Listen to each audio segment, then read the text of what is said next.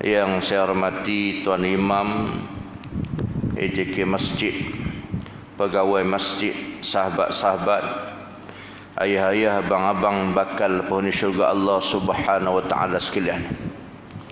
Alhamdulillah, pertama kali dan selama-lamanya marilah sama-sama kita mensyukuri nikmat Allah yang diberikan oleh Allah Subhanahu wa taala kepada kita.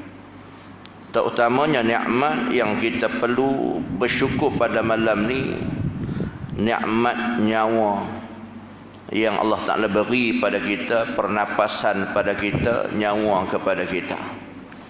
Sebab apa tuan-tuan? Kita perlu kerana sebahagian sahabat kita yang baru saja meninggal dunia, dipotong 2 kakinya dan meninggal 7 orang anak. 2 kaki dipotong dan dia meninggal. Allah Ta'ala uji keluarga tersebut dengan anak 6 orang, 7 orang, dia tak ada. Bagaimana keadaan dia? Satu, kita bersyukur Allah Ta'ala bagi kita ada lagi. Yang kedua, seorang sahabat saya, anaknya juga Allah Ta'ala uji dengan kemalangan, dan akhirnya anak yang diharapkan untuk membawa perubahan dalam keluarga dan sebagainya juga aksiden dengan kereta dan dirempuh pula dengan lori. Bagaimana keadaan dia, perasaan dia? Sebab tu sahabat-sahabat sekalian, bakal penghuni syurga sekalian, kita perlu bersyukur. Kenapa? Boleh lagi kita istighfar, boleh lagi kita main masjid, boleh kita semayang lagi.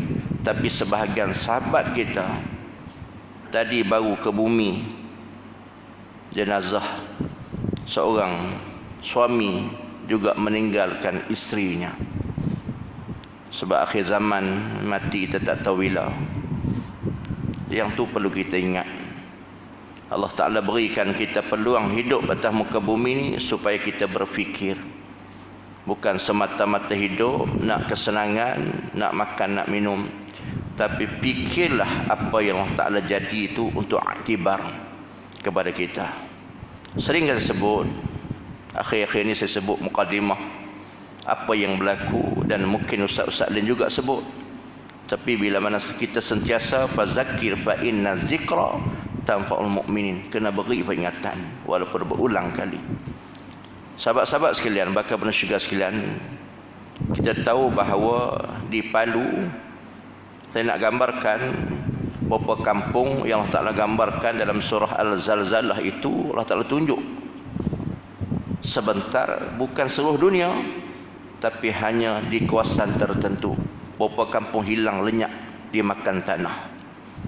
Kalau itu pun kita tak dapat gambarkan lagi, masjid tak boleh nak main lagi, surau tak boleh main lagi, tak boleh main ngaji lagi, penyesalan akan dia terima. Baik, dalam surah Zalzalah kita nak baca, a'udzubillahi minasyaitanirrajim. Nak gambarkan sedikit mukadimah malam ni. Bismillahirrahmanirrahim. Iza zulzilatil ardu zilzalaha. Apabila digoncang sekuat-kuatnya, goncang apa? Bumi. Bumi itu goncang sekuat-kuatnya. Wa akhrajatil ardu asqalah, maka keluar isi bumi itu meluak-luak. Sekarang Allah Ta'ala tunjuk di Indonesia. Jangan kita gambarkan di sana. Belum tentu Allah Ta'ala boleh buat, bila-bila masa aja. Duduk di atas muka bumi elok, bukan dekat kawasan laut, tapi Allah Ta'ala boleh buat. Persoalannya, bila Allah Ta'ala boleh, cukupkah kita dengan nak menghadapi Allah? Cukupkah amalan kita yang kita dah buat ni, entah terima tak terima? Sahabat-sahabat sekalian, dimakan bumi itu, Allahu Akbar. Ustaz Dasyuki Darani dikhabarkan 4 orang main semayang tu, masa nak berlaku tsunami tu, 4 orang main semayang masjid tersebut, seorang je yang melakukan azan, tengah-tengah duk azan tu main tsunami yang begitu kelajuan 800 lebih. Bayangkan tuan-tuan, tengah duk azan dia juga tertimbus. Bila tertimbus, apa yang dibaca ketika tu? Tak ada makan minum ni. Teringat balik dalam kitab yang dikarang oleh Tuan Guru, Fitnah Dajjal. Sahabat ni lepas tengah azan ni tertimbus tu, apa yang dia baca? Kita ambil sikit. Dia baca doa ketika mana Nabi Yunus baca. Sebab tu dalam kitab Tajribul Atraf hadis sebut 40 kali kalau kita baca, Allah Ta'ala akan kabulkan permintaan ketika mana sujud. La ilaha illa anta subhanaka inni kuntu minaz zalimin. Ulang 2-3-4 kali, ulang, sungguh ulang tu.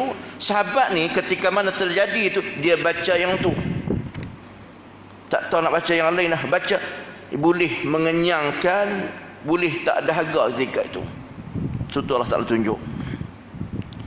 Teringat pula ketika mana Dajjal mari untuk menaluki dunia ni, satu masa yang sahih dia akan mari ke dunia ni, si penduduk ni, orang yang beriman, yang duk semayang, mengaji apa semua, dia akan nampak di dahi kafarah, akan nampak. Tapi orang yang tak pernah main mengaji, tak semayang apa semua, tak peduli apa semua tu, dia tak nampak. Kata ulama, sampai tentera je, jin syaitan semua pakat pergi ke rumah kita masing-masing, pakat tarik habis. Bukan sekat hari ni tarik, masa tu boleh tarik habis, main ke tempat dia. Dia semua mengakui kata dia tu Tuhan. Tapi saya nak cerita apa? Orang yang beriman ketika tu lapang dahaga, ayam tak ada, minuman tak ada, tapi makanan kita, subhanallah, alhamdulillah, Allahu akbar. Itu makanan kita ketika mana Dajjal mari itu menaluki dunia ni, dia pegang apa semua tu, kita tak ada makan, tak minum, kita kenai dah Allah tu siapa. Berbeza dengan mukhalafatu ala dil hawadith, tak sama langsung dengan kata Dajjal tu. Kita kenai Allah tu macam mana, Tuhan kita tu macam mana. Bila kenai tu kita tak ikut dia, tak ikut, tak ada makan, susah kita. Maka makanan kita dalam kitab sebut la ilaha illallah, makanan kita subhanallah. Nak kait balik dengan apa yang Allah Ta'ala tunjuk baru-baru ni dan sahih. Tuan-tuan, sahabat-sahabat sekalian, ingat masa duk boleh lagi ni, duk boleh mari rumah Allah ni, ingat sungguh-sungguh.